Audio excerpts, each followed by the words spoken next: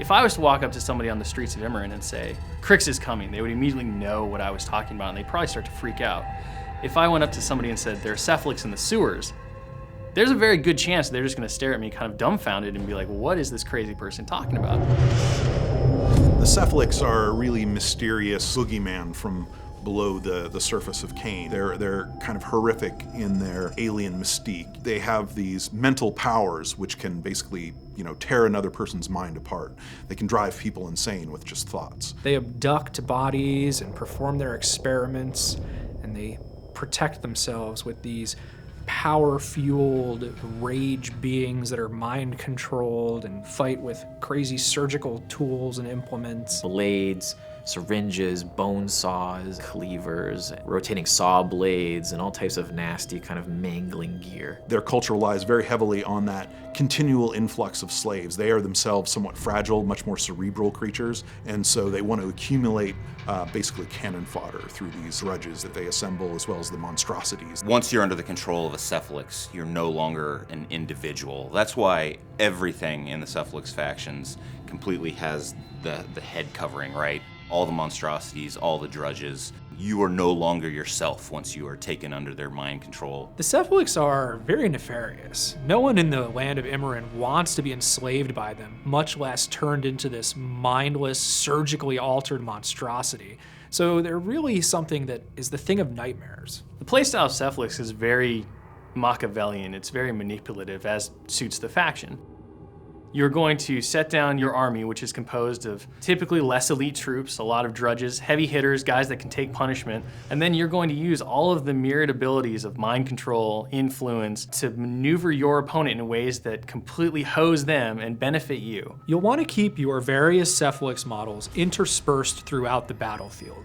They'll keep your forces stronger, they'll keep themselves safer, because they'll have more meat shields to take incoming fire and that sort of thing. A lot of different Cephalyx models have sacrificial pawn abilities to sacrifice either drudges or monstrosities. There's a new Cephalyx solo called the Agitator, who has an amazing ability that gives +2 to attack and damage rolls for all Cephalyx within a certain range of him. I'm a big fan of the Cephalyx Mindbender and Drudge unit because the drudges in this case have sort of an optic port and they serve as what is essentially an arc node for the unit leader. And he's got offensive spells, he's got augmentation spells that he can use on other drudges, not just the ones in his unit, but the power that he channels through these poor drudge slaves is so intense that it essentially destroys their mind in the process and basically kills that model within the unit.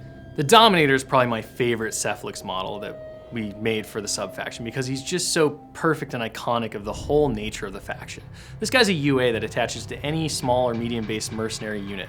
So your Boomhowler and Co., your Lexian Risen, your Horgenhold Forge Guard, all these guys can literally have the hooks of the Cephalyx in them. While he's around, they're a much better unit, but when he falls, they suddenly begin to flee. The monstrosities function in many respects similar to a warjack in terms of their mental functioning. Even though a monstrosity is composed of living tissue, they're very much sort of a fabricated creature, one whose mind has been specifically altered and simplified to almost act more like a cortex. Both warjacks and monstrosities don't have any self-will. They don't ever make decisions or decide to do things. They act purely on the orders or behest of their masters. And so there's a strong thematic similarity, even though one is flesh and the other is a machine. There are a number of differences between a monstrosity and a warjack. For one, they're living models rather than constructs. so that will affect some of the things that will be able to impact them in the game. They also don't have a cortex, but instead have a brain system, so certain other abilities like cortex damage won't affect them. Lastly, they're not actually warjacks. Monstrosities are their own category, so spells and abilities that affect warjacks specifically will not affect a monstrosity.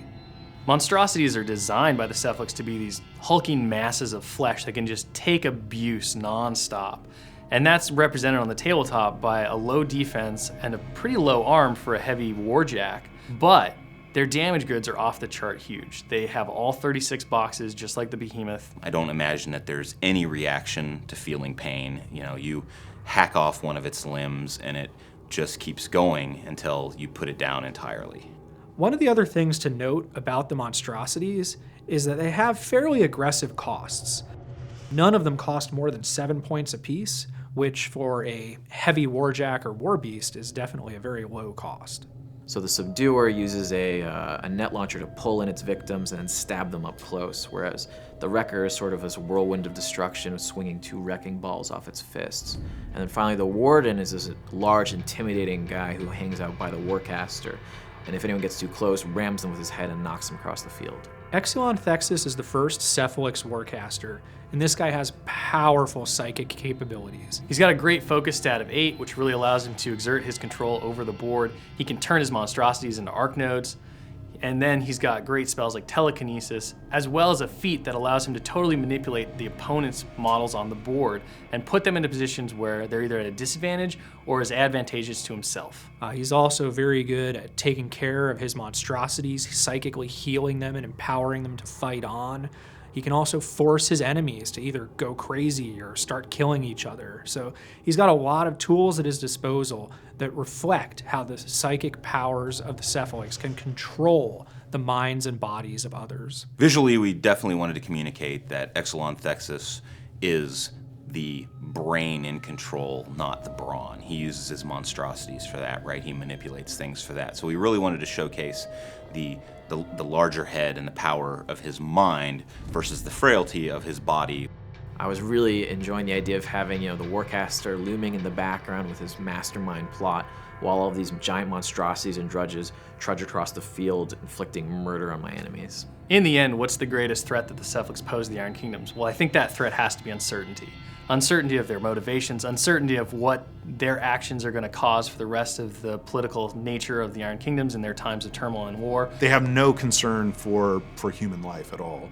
And so regardless of what their goals are, just the process of enslavement, their callousness toward human life makes them a significant threat. The idea that there's this unknowable but very unspeakable evil that's just lurking in the shadows, waiting to strike, and you never know quite what the goals are, makes it more sinister than I think anything that we've done before.